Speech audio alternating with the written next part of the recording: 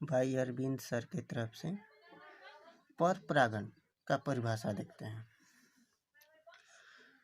वैसी क्रिया जिसमें एक पुष्प के परागण दूसरे पौधे के पुष्प के वर्तिकाग्र पर पहुंचते हैं तब उसे पर परागण कहते हैं। सिंपल परिभाषा। वैसी क्रिया जिसमें एक पुष्प के परागण दूसरे पौधे के फूल के वर्तिकाग्र पर पहुंचते हैं तब उसे पर परागण कहते हैं। जैसे में वायु जल की द्वारा पर परागण होना, यानी जल में शैवाल होता है, ये सब कमल के फूल होता है, उसमें जल के माध्यम से उसमें परागण जो है एक स्थान से दूसरे स्थान तक जाता है। दूसरा वायु हो गया। वायु ज़्यादा तेज हवा बहेगा तब एक पुष्प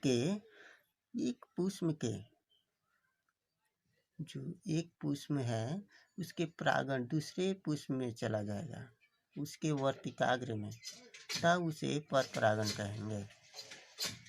या कीट के माध्यम से, कोई कीट हो गया, मान लीजिए कोई तितली, मान लीजिए ये तितली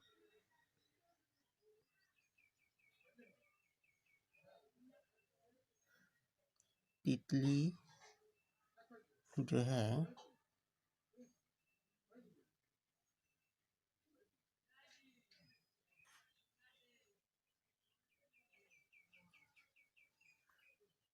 कि इसके लिए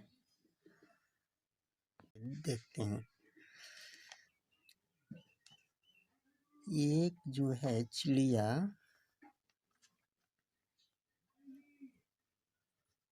ये चिड़िया हो गई,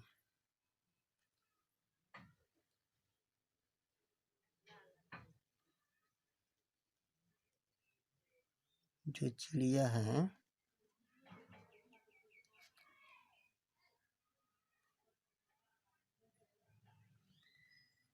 ये चिड़िया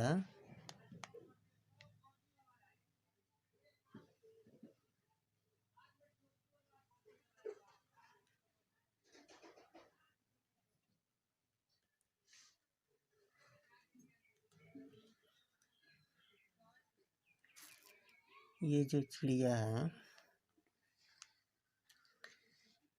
एक फूल पे बैठती है। ये ज़्यादा जूम हो गया है।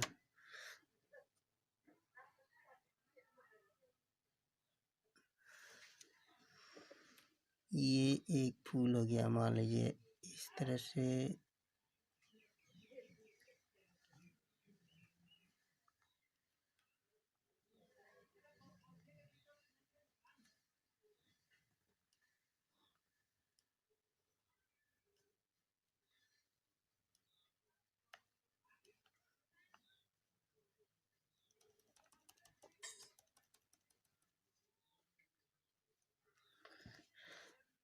इस पे ये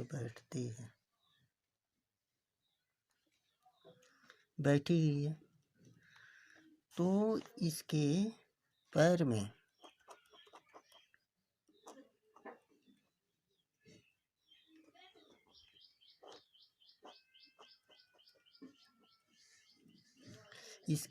में जो है परागकण फंस जाता है और ये उड़कर मान लीजिए दूसरे फूल पे बैठते हैं।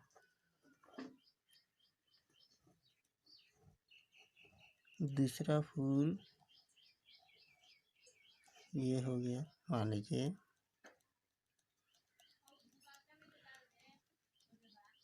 इस पे ये उड़ कर आती है और यहाँ पे बैठ जाते हैं।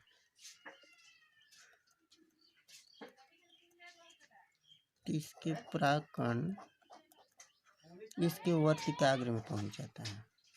वर्तिकाग्र में पहुंचने के बाद इस वर्तिकाग्र में पहुंचता है, तब इसे परपरागण कहते हैं। या दूसरा भी देख लेते हैं।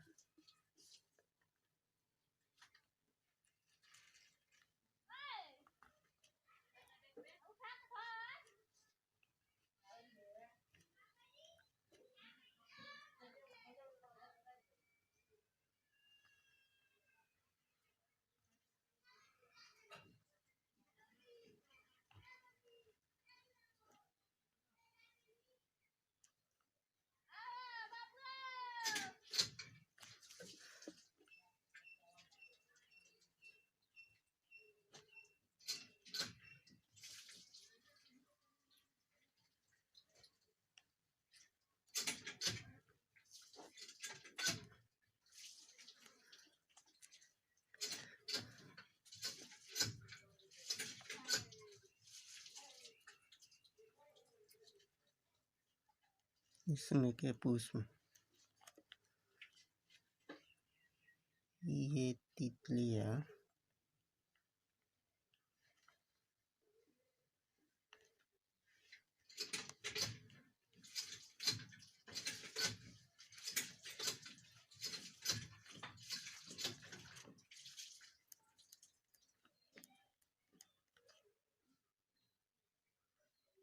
ये उड़कर इस पे बैठते हैं। बैठने के बाद इसके पैर में परागकण फंस जाता है और ये दूसरे फूल पे बैठती है, तो इसके परागकण दूसरे फूल के वर्तिकाग्र में पहुंच जाता है। इसे परपरागण कहते हैं।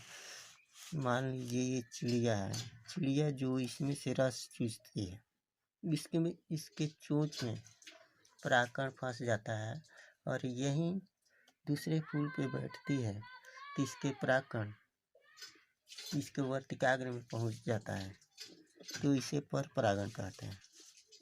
या